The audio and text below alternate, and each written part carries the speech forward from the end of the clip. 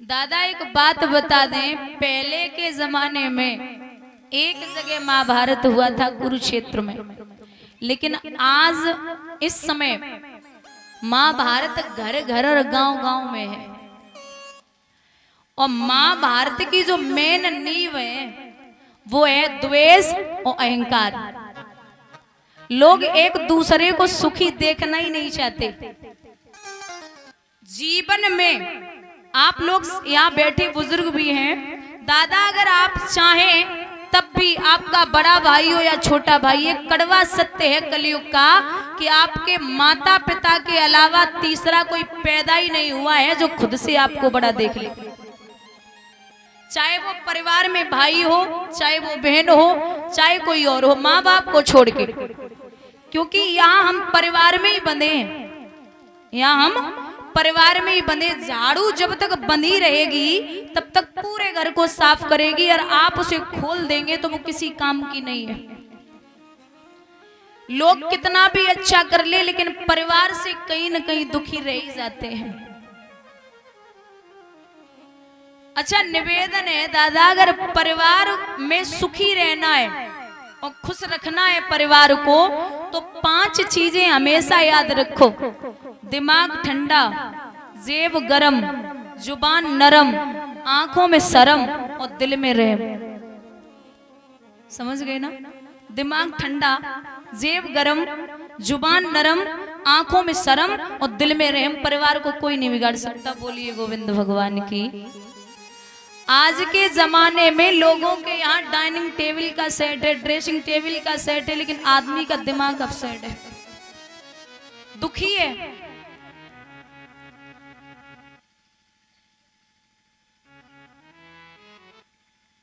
महाभारत थोड़ी सी अहंकार, द्वेष भावना, घमंड इसके ऊपर हुआ, क्योंकि भगवान ने स्वयं शांति दूत बनकर के कहा था दुर्योधन से कि हे दुर्योधन, अगर आप कुछ भी नहीं दे सकते हैं तो सिर्फ पांडवों को 5 गांव दे दो। तो भगवत श्रोताओं, दुर्योधन ने एक बात कही थी कि 5 गांव तो छोड़ो, हम सुई की नोक तक की जगह नहीं दे सकते। सुई की नोक तक की जगह। तो भगवान बोले फिर युद्ध होगा। बोले मैं तैयार हूं। और आज का भी आदमी अगर थोड़ी सी जगह इतनी हिस्सा में चली जाए ना, तो वे कैसे लड़वे को तैयार हैं, जगह ना दे सकते हैं, भले वो दूसरे की होवे। केस हो जाए, मुकदमा लड़ लेंगे, हो जाएगा, जो भी देख लेंगे, कितना भी पैसा खर्च हो जाए, लेकिन इंसान लड़ने पे तो लाए। जहां तुम्हें लग रहा है कि झुकने से सब काम ठीक हो रहा है तो झुक जाइए, कुछ नहीं बिगड़ रहा। रिश्ते अगर झुकने से बन रहे हैं तो आप झुक जाइए। ये जीवन है, कल का पता नहीं। क्योंकि दुनिया में सबसे ज्यादा हो सके, भगवान ने तुम्हें सब कुछ दिया है। माँ बाप, भाई बहन, पत्नी, जो भी रिश्ते होते सब दिए, लेकिन एक ऐसा रिश्ता है जो नहीं भगवान ने बना के भेजा था, और वो है मित्र। भगवान ने मित्र नहीं भेजे थे, वो हमें और आपको खुद ही बनाने। और यहाँ हम और आप इतने बुद्धू हैं कि आकर के मित्र भी उल्टे सीधे बनाना शुरू कर देंगे, वो भी ढंग से नहीं बनते। ये कलयुग का आदमी है साहब। यहाँ कलयुग में मित्रों की गिनती जितनी कम रहे उतनी ठीक है। बाकी जितने बनाओगे तो वो आपकी सलामती रख रहे या नहीं रख रहे, क्योंकि मरघट पे 4 करोड़ नहीं 4 आदमी लेके जाते हैं। जिस जगह आप जाएंगे ना, उस जगह का नाम है शमशान। आप चाहे कितने भी बड़े रईस हो, धनवान हो, लेकिन वहां तो 4 आदमी लेके जाने। शमशान सम्माने बराबर शान, जहां जाके सबकी शान बराबर हो जाए, उस जगह का नाम है शमशान। कभी भी परिवार में, माँ बेटे में, भाई बहन में, पति पत्नी में लड़ाई हो जाए तो तीसरे को मौका मत देना। यहाँ हंस हंस के पूछते हैं भाई फिर क्या हुआ, फिर क्या हुआ। जब दूसरी जगह जाएंगे ना तो बढ़िया तरीके से और 4 मिर्च मसाला मिला के बताएंगे। कभी भी तकलीफ हो जीवन में तो कोने में मुंह रख लेना, कोने की तरह मुंह कर लेना, तब रो लेना, लेकिन तीसरे को कभी मौका मत देना। देखा होगा ये दुनिया की नीति है, जब कोई खत्म हो जाए ना, दुख होता है, तब दुनिया वाले पीछे चलते और अर्थी आगे। और जब किसी की बारात जाती है ना, तो बारात में दूल्हा पीछे चलेगा और बारात वाले आगे। आपसे अगर कोई बहुत ज्यादा मीठा बोल रहा है ना, तो वो ये मत समझना कि ये मेरा मित्र है। माताओं, मिठाई में अक्सर कीड़े पड़ जाते हैं, नमक में कभी कीड़े नहीं पड़े। बुराई आपकी, अगर आपने 100 काम अच्छे किए और 5 बुरे कर दिए या 5 काम गलत हो गए, तो वो 95 काम तुम्हारे कोई नहीं गिनता कि तुमने अच्छे किए। वो 5 जो गलत कर दिए ना, उनका हिसाब किताब जरूर रहेगा कि गलत कब किए। तो बुराई 100 कोस तक जाती है, अच्छाई मुश्किल से मुश्किल 10 कोस तक नहीं पहुंच पाती, कितना भी अच्छा कर लो। क्योंकि दूध बेचने वाला घर घर जाता, लोग पूछते भैया दूध में पानी तो नहीं मिलाया, बोलते नहीं मिलाया। और शराब बड़ी बुरी चीज है, लोग ठेके पे बैठ के पिए तो पानी मिला के और पिए थे। बोलिए गोविंद भगवान की। आप कितने सुंदर हैं, आप कितने अच्छे हैं, मायने नहीं रखता। सकल सूरत, ये बुढ़ापे पे झुर्रियां तो पड़ रही है, वो सब पे पड़ेंगी। कितने सुंदर है, मायने नहीं रखता। आप बोलते कैसा है। यहाँ खूबसूरत कोई भी बैठा हो, किसी को भी देख लो, बहुत अच्छा हो, बहुत सुंदर हो, और उसे बोलने की तमीज ना हो, तो वो किसी काम का नहीं है। इससे अच्छा जबान बंद ही रखे। क्योंकि ये जो रसना है ना, जिभ्या, 5 कर्मेंद्रियां और 5 ज्ञानेंद्रियां, सबसे खतरनाक अगर कोई इंद्रिय है तो वो है रसना। जब जीभ में एक हड्डी ना होती, लेकिन इतनी ताकत होती है, अच्छे अच्छों की हड्डियां तुड़वा सकती है। बड़ी खतरनाक इंद्रिय है रसना। निकाल दिया था महाराज। यहाँ पांडवों ने एक नगरी बसाई थी, वहां से निकल के वानप्रस्थ, और वानप्रस्थ को पांडवों ने अपनी मेहनत से इंद्रप्रस्थ बना लिया था। जिसे हम और आप दिल्ली बोलते हैं ना, उसका पहले नाम इंद्रप्रस्थ था। तो वही पांडव रहते थे। एक दिन दुर्योधन ने विचार किया कि पांडव रहते कैसे, हम भी तो देखें, तो बड़ा अच्छा महल है, जहां जल है वहां थल दिखाई दे रहा, जहां थल है वहां जल दिखाई दे रहा। सामने पानी था, उसे लगाइए, पानी नहीं है। तो अजीब अजीब से पैर रख रहा है दुर्योधन। मैया द्रौपदी अट्टे पे खड़ी है। महाराज अचानक जैसे ही पैर फिसला, गिर पड़ा, तो द्रौपदी अट्टे पे ही खड़ी थी, ताली बजा के हंसी, बोले अरे दुर्योधन जी, हमें तो पता है कि अंधे के अंधे ही पैदा होते हैं। औरत की जबान माताएं जो होती है ना, जब तक अच्छा बोले तब तक अच्छी लगती है। अगर कड़वा बोलना शुरू कर देना तो गोली की जरूरत नहीं पड़ती। और ऐसा हम नहीं, भागवत भी कहती है बुजुर्गों, विश्वासम पात्रम न किमस्ते लोके नारी, विश्वासम पात्रम न किमस्ते लोके नारी। औरत पे विश्वास करो, लेकिन अति विश्वास मत करो। अपनी पे तो होने ही है, अपनी पे तो कर ले, लेकिन पराई औरत पे कभी धोखे से भी भरोसा नहीं करना है। क्योंकि कुत्ते की मौत आएगी ना सियार की, तो वो गांव की तरफ भागता है, और आदमी की मौत आती है तो पराई औरत की तरफ भागता है। भैया ये बात दुर्योधन की चुभ गई कि ऐसे कैसे बोल सकती है, अंधे के अंधे ही पैदा होते। कोई खड़े होके बाप को गालियां दे दे, बेटा नहीं सुनेगा। तो लौट के आया, मामा शकुनी से कहा कि मामा हमें द्रौपदी के वचनों का बदला लेना है। तो बोले क्या करना है? एक उपाय है, जुए का खेल हो जाए। श्रोताओं, बर्बादी के 3 ही रास्ता है, जुआ, सट्टाबाजी और शराब। खेती तक चली जाएगी। बोले धर्मराज में जुआ नहीं खेलता। शकुनी बोले पागल हो क्या, ऐसे ही थोड़ी खेल रहा हूं। अरे अपने घर परिवार की बात है, क्या बिगड़ा जा रहा, बैठ जाओ। 5 पांडवों को बिठा लिया, विनाश काले विपरीत बुद्धि। जब विनाश का समय आता है ना, तो बुद्धि काम नहीं करती। पांडव हारने लगे, तो जब सब कुछ गमाने का नंबर आ गया, सब कुछ हार गए, शकुनी पासे डाल रहा है कपट भरे, तो कलाई पकड़ी धर्मराज ने और जवाब दो, अब नहीं खेल सकता। बोले ऐसे कैसे नहीं खेल सकते, अरे अभी तो खेल बाकी है। बोले अब कोई बचा ही नहीं है रखने को, क्योंकि जुआ खेलेंगे तो धन से पैसे से जो भी होगा पास में उससे खेलेंगे।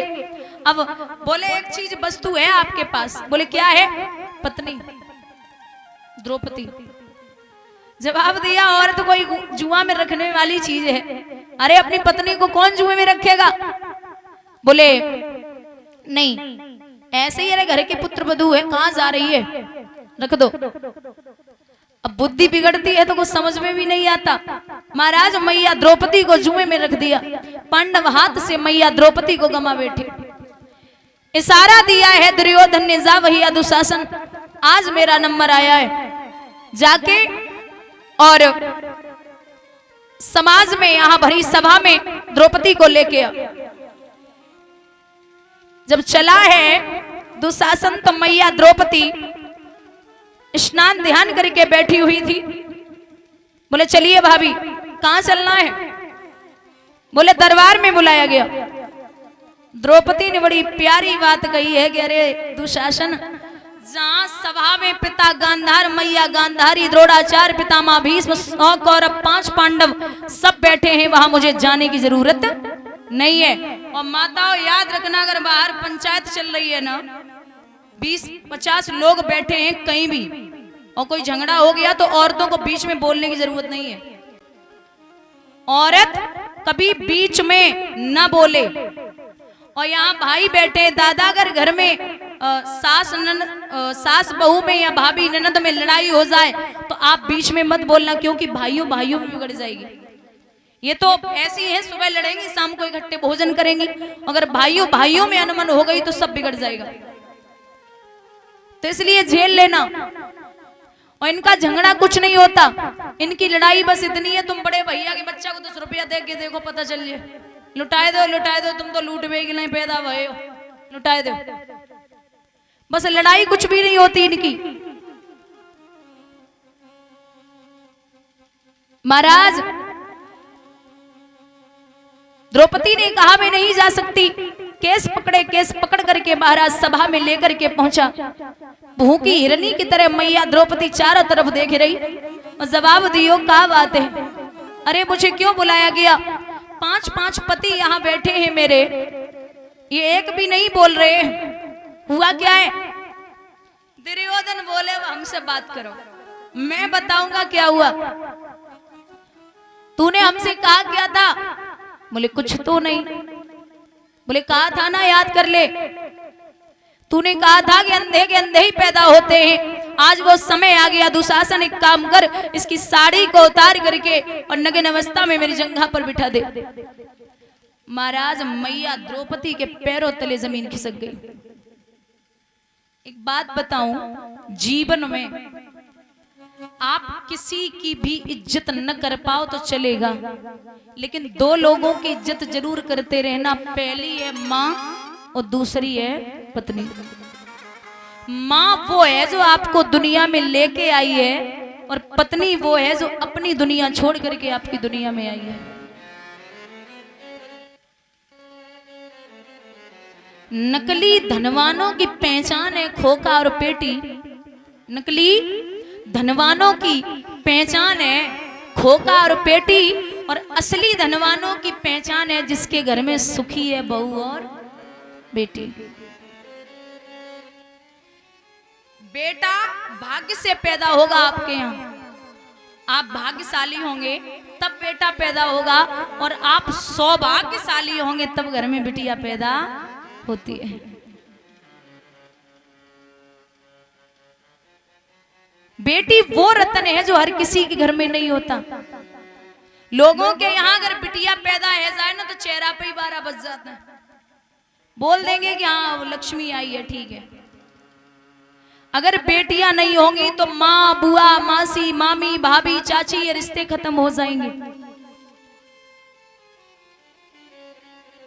एक बड़ा अच्छा उदाहरण आता है कि आज भी कलयुग में 4 बेटों को एक माँ पाल सकती है, लेकिन 4 बेटे बड़े होकर के एक माँ को नहीं पाल पाते।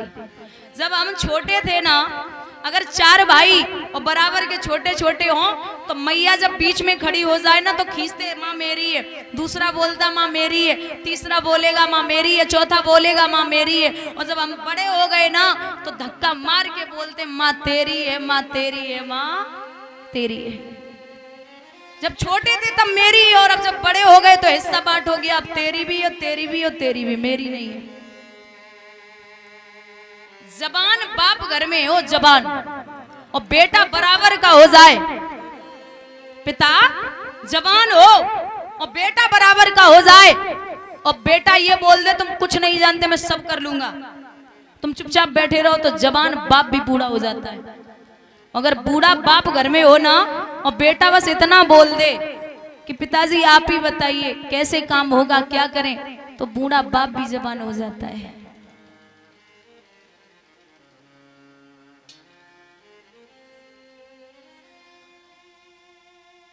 बहू घर में अगर आई, लोग कहते हैं यहाँ बुजुर्ग बैठे, दादा आप बताइए जब तक लड़के की आप शादी न करो, यहाँ तो सब बढ़िया है, परिवार को चलाने वाले लोग समझदार हैं, जैसे जब तक शादी नहीं होती लड़के की तब तक कभी आपने सुना है कि मुझे अलग होना है आपसे? है? आपका बेटा कभी बोलता है कि मुझे अलग कर दो माँ बाप से? कभी नहीं। घरवाली आई वैसे अब तो चलो या किराए पे कमरा ले लो, है ना, उन्हें बहाना चाहिए, किराए पे कमरा लेना है वहां रह लेंगे, हम कलेश में नहीं रहेंगे। एक निवेदन है आपसे, घर में अगर लड़का की शादी करो ना तो घर में बहू लाना, बहू रानी लाने की कोशिश मत करना। बहू वो है जो आपके यहाँ संस्कार लेके आएगी, और बहू रानी वो है जो कार लेके आएगी। बहू आपका कहना मानेगी और बहू रानी का कहना आपको मानना पड़ेगा। बहू आपका काम करेगी लेकिन बहू रानी का काम आपको करना पड़ेगा। बहू आएगी वो आपकी सेवा करेगी और बहू रानी आएगी आपको उसकी सेवा करनी पड़ेगी। लोग सोचते हैं कि जितने बड़े घर से रिश्ता हो जाएगा ना उतना मेरा नाम होगा, अरे करोड़ों रुपए मिले शादियों में। भाई क्या खाओगे जब घर में इज्जत नहीं करेगी तो कहां जाओगे? एक बूढ़ी माँ शादी के बाद जब एक बूढ़ी माँ को बेटा वृद्धाश्रम छोड़ के आता है तो मरने के नजदीक जो टाइम होता मौत का, उसके बहुत नजदीक थी, और वृद्धा आश्रम में एक दो दिन की मेहमान अपने बच्चे को फोन करके बुलाती, बोलती लाला मुझे तुझसे कुछ बात करनी है। बच्चा बोलता क्या बात करनी है? बोले आजा बैठ के ही बोलना है। बच्चा पहुंचा, बोले हाँ मैया बोल, क्या कहना है? बोले लाला हमने पूरी जिंदगी, आधी उम्र तो मेरी वृद्धा आश्रम में ही निकल गई, यहाँ गर्मी बहुत लगती है। बच्चा बोलता अब गर्मी लग रही तो का बिगड़ो जा रहे हो, तो एक दो दिन की मेहमान और सांसें निकली जा रही हैं, क्या करना है बताइए? बोले इस कमरे में गर्मी बहुत है, पंखा लगवा दे। बच्चा बोलता मरने वाली है तो पंखे की क्या जरूरत है? जवाब दिया उस माँ ने कि लाला कुछ दिन पहले, कुछ दिन नहीं सालें हो गई, सालों पहले मैं अपनी सास को यहीं छोड़ने आई थी और उसके बाद मेरा नंबर आ गया। अब मैं भी मरने वाली हूँ, मैं ये चाहती हूँ कि कल तेरे बच्चे जब तुझे और तेरी पत्नी को छोड़ने आएंगे तो मेरे बेटे को यहाँ गर्मी न लगे, मेरे जीते जी पंखा लगवा दे।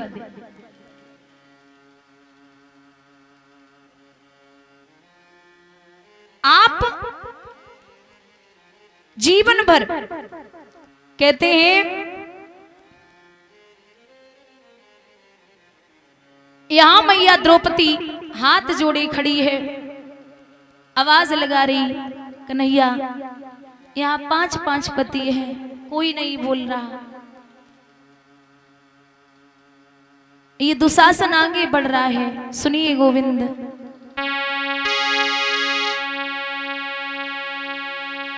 नीचे किए बैठे सर भैया कुछ पड़े ना असर, सर कटता ही सर स्वामी होगी ना बसर।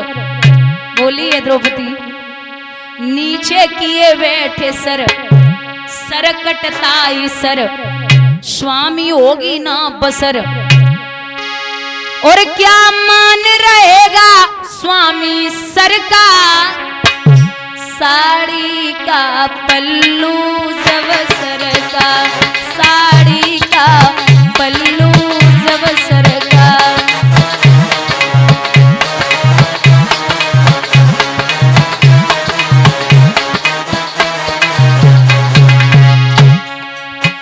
खींच लाया दुशासन पकड़ मेल से,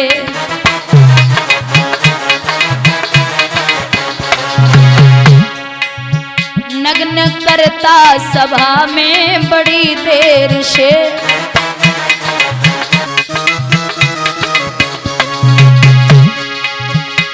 क्या मान रहेगा स्वामी सर का, साड़ी का पल्लू जब सर का।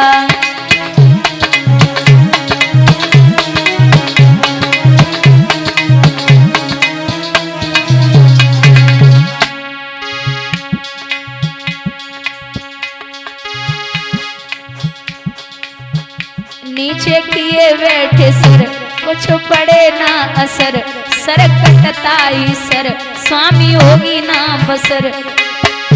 क्या मान रहेगा स्वामी सर का, साड़ी का पल्लू जब सर का।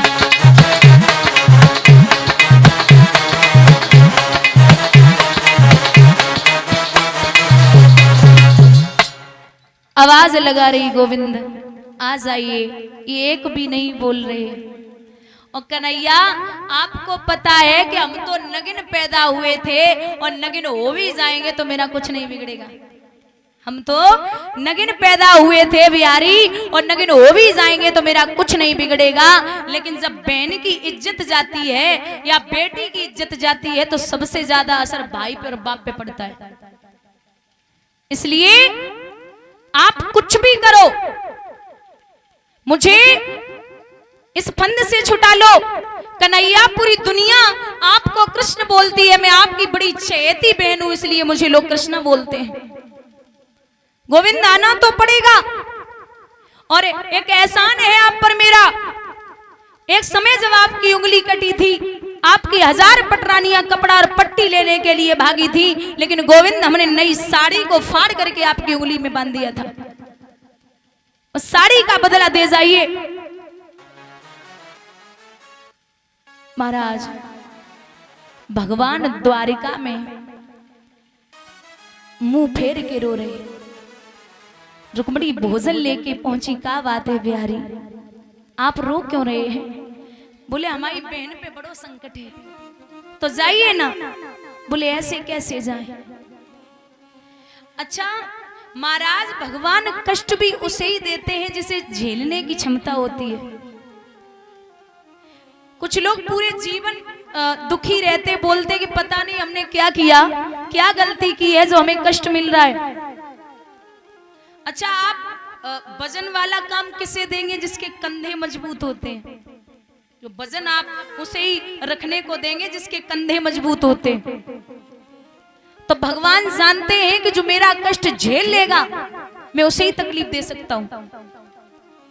आपके घर के बाहर अगर 10 बच्चे खेल रहे हो, उसमें एक आपका भी बेटा हो और 10 बच्चों में बड़ी खुशहाली है, बड़े प्रसन्न है, तो आपका मन हुआ आप टॉफी बिस्किट चॉकलेट जो भी सबको देंगे, अपने वाले को नहीं दे देंगे। जब इकट्ठे सभी खेल रहे हैं तो प्रसाद चॉकलेट जो भी हो सबको देंगे, लेकिन जब गुस्सा आएगा तो हाथ किस पे उठाएंगे? अपने वाले पे। आपका हक नहीं है कि आप 9-10 और खेल रहे पड़ोसी को उन पे हाथ उठा दो। जब आप अच्छा कार्य कर सकते हैं, किसी को कुछ देना है, खिलाना है बच्चों को, तो आप 10 को खिला सकते हैं। लेकिन जब आप पीटेंगे या मारेंगे तो अपने वाले पे ही हाथ उठा पाएंगे।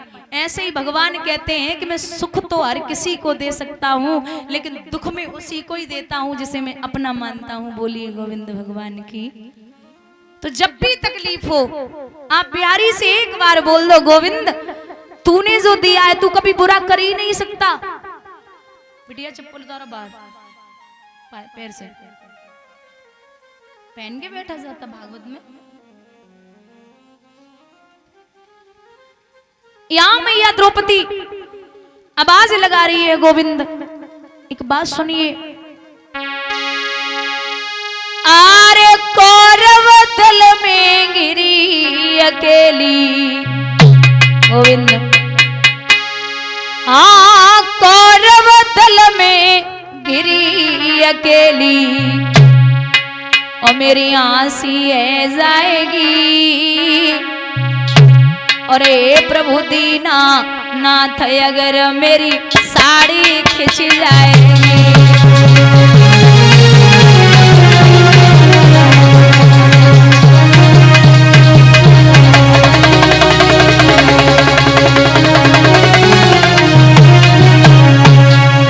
द्रौपदी बोली पितामह हारे में कुल बधू तुम्हारे घर की। कन्हैया पितामह भीष्म से कह रही है, अरे मैं कुल बधू तुम्हारे घर की, मेरी हंसी न करवाओ। मोए दासी ले बनाए मगर नंगी मत करवाओ।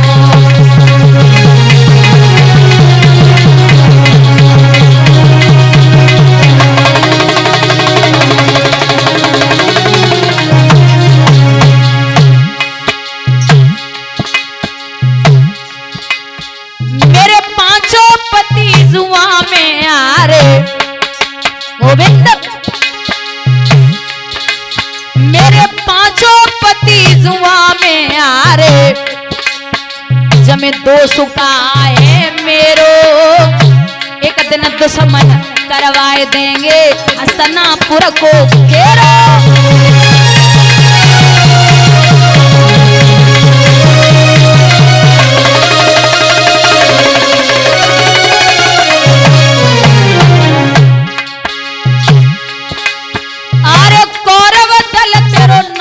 कराए दे